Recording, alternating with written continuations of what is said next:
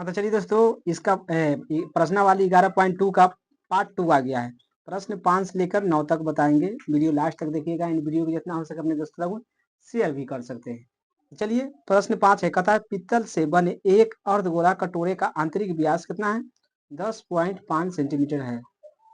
यदि 100 metre square बराबर कितना रुपया लगता है? 16 रुपया लगता है। तो इस दर से इसके आंतरिक पृष्ठ पर कलाई करने पर यानी पेंट करने पर खर्च कितना लगेगा? यही प्रश्न है। समझे क्या? तो चलिए कॉपी पर बता। प्रश्न का है, प्रश्नावली पर लिख देते। प्रश्नावली का है 11.2। प्रश्नावली 11.2 नया एनसीईआरटी मैथ है। क्वेश्चन आपको ये 5 है। क्या है? 5 है। अब देखिए जो दे ले होगा जी हम कची कर देंगे, लिखेंगे अर्धगोला का आंतरिक व्यास। लिखेंगे अर्धगोला का आंतरिक व्यास। आंतरिक व्यास मतलब डी होता है।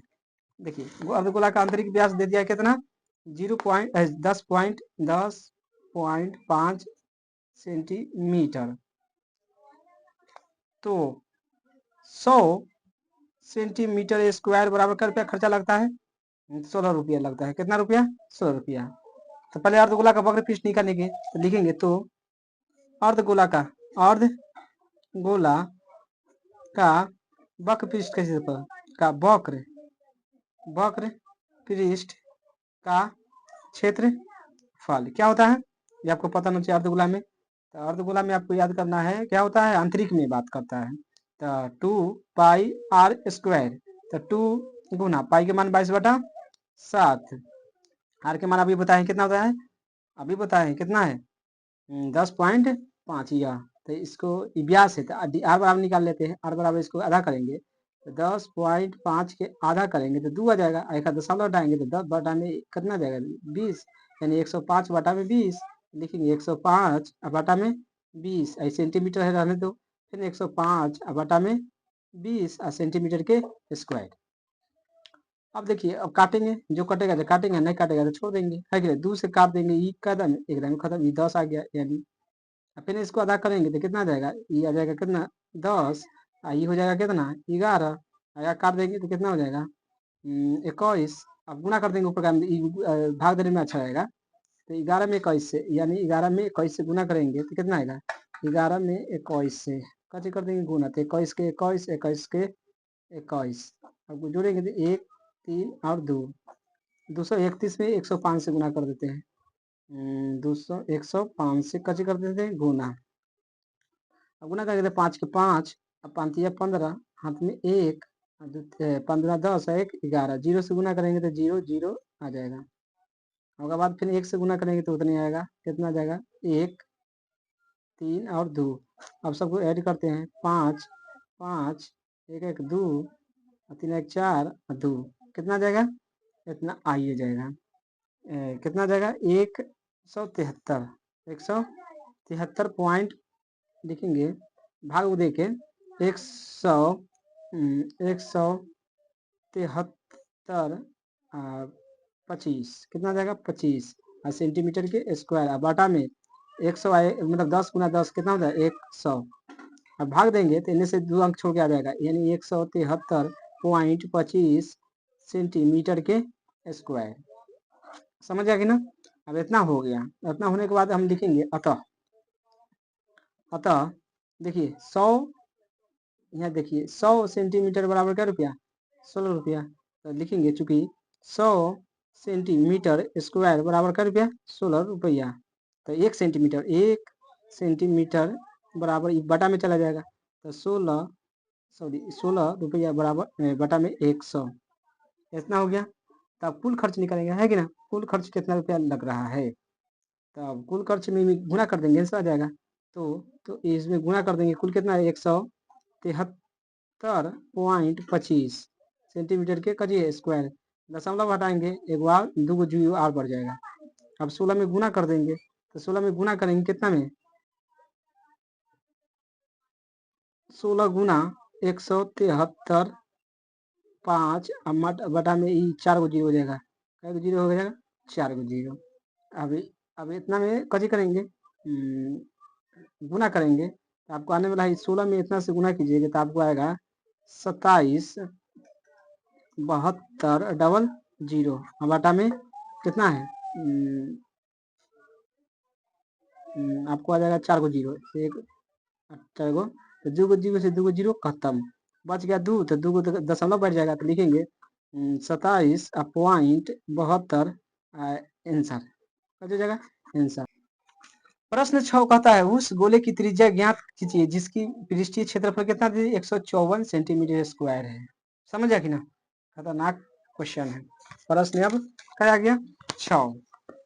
प्रश्न अब लिखेंगे प्रश्न का 6 प्रश्न 6 है कथी कहता है प्रश्न 6 कहता है उस गोले की त्रिज्या ज्ञात करें जिसकी पृष्ठीय क्षेत्रफल कितना है 154 सेंटीमीटर। तो लिखेंगे गोले की पृष्ठीय क्षेत्रफल कितना 154 सेंटीमीटर के कच कर देंगे स्क्वायर 154 है तो कच निकाले कहता है गोले का वक्र पृष्ठ का क्षेत्रफल निकाल देंगे। तो गोले का वक्र पृष्ठ का क्षेत्रफल तो गोले का वक्र पृष्ठ का क्षेत्रफल कितना होता है ये आपको पता होना चाहिए। कितना होता है 4 पाई आर स्क्वायर होता है। कितना होता है 4 पाई आर स्क्वायर।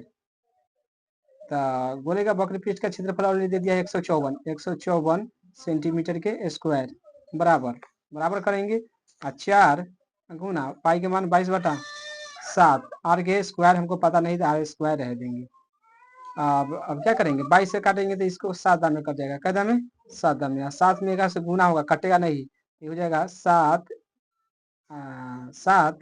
गुना 7 और सेंटीमीटर स्क्वायर है सेंटीमीटर स्क्वायर बटा में 4 चला आएगा 4 बराबर आर स्क्वायर इन्हें करेंगे आर स्क्वायर बराबर 49 बटा में 4 सेंटीमीटर के स्क्वायर है तो जाके कट चढ़ेगा रूट चढ़ेगा तो रूट चढ़ाएंगे तो आर बराबर लिखेंगे 49 बटा में क्या 4 सेंटीमीटर स्क्वायर आर बराबर हो जाएगा 7 गुना 7 फिर हो जाएगा ये 2 गुना 2 सेंटीमीटर आर बराबर हो जाएगा एक निकल जाएगा बाहर यानी 7/2 सेंटीमीटर क्या हो जाएगा आपको आंसर हो जाएगा। प्रश्न 7 है कहता है चंद्रमा का व्यास पृथ्वी के व्यास का लगभग 1/4 है इन दोनों के पृष्ठीय क्षेत्रफलों का अनुपात निकालना है। यानी चंद्रमा का व्यास पृथ्वी के व्यास का कितना है 1/4 है। तो लिखेंगे पर इसे लिखेंगे देखिए पहले क्वेश्चन प्रश्न लिख देते क्या के 7 के क्या के 7 के कहता है चंद्रमा का व्यास लिखेंगे चंद्रमा का व्यास हम मान लेते हैं x क्या मान लेते हैं x तो इसको व्यास है तो r बराबर निकालेंगे तो x/2 हो जाएगा चंद्रमा का व्यास इधर आपको पता होना चाहिए। उसके बाद कहता है तो पृथ्वी का व्यास 1/4 हो जाता है तो पृथ्वी का व्यास 1/4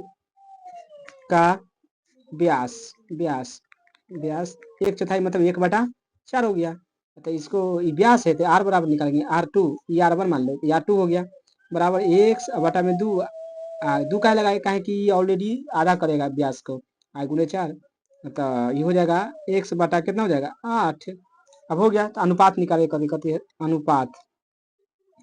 अनुपात निकालेंगे तो कजी होगा दोनों का अनुपात निकालेंगे किसका चंद्रमा के और पृथ्वी का अनुपात यानी चंद्रमा का क्षेत्रफल बटा में पृथ्वी का क्षेत्रफल दोनों को निकालेंगे तो चंद्रमा का व्यास ऑलरेडी दे दिया यानी इसका सूत्र पूरा होता है 4 पाई आर स्क्वायर r1 हो गया फिर हो गया 4 पाई r2 के स्क्वायर कर देंगे यानी 4 पाई से 4 पाई खत्म बच गया r1 के पहले मान लेते हैं x/2 है कितना है x/2 के कची कर देंगे स्क्वायर अब बटा में x2 के मान है ऑलरेडी कितना दे दिया है x/8 स्क्वायर देखिए x का स्क्वायर x स्क्वायर रहता है 2 के 4 x के x स्क्वायर 8 के 64 हो जाता है इसके x से x खत्म। अब खत्म हो ही गया तो बचा क्या बचेगा जो लिखेंगे है कि नहीं ऊपर चला जाएगा काट देंगे तो इसको कर जाएगा तो 16 दाम में क्या दाम में 16 दाम में तो ये हो जाएगा 1/16 तो अनुपात बराबर हो जाएगा 1 पॉइंट कितना 16, 1 पॉइंट 16, ये क्या हो जाएगा आंसर हो जाएगा।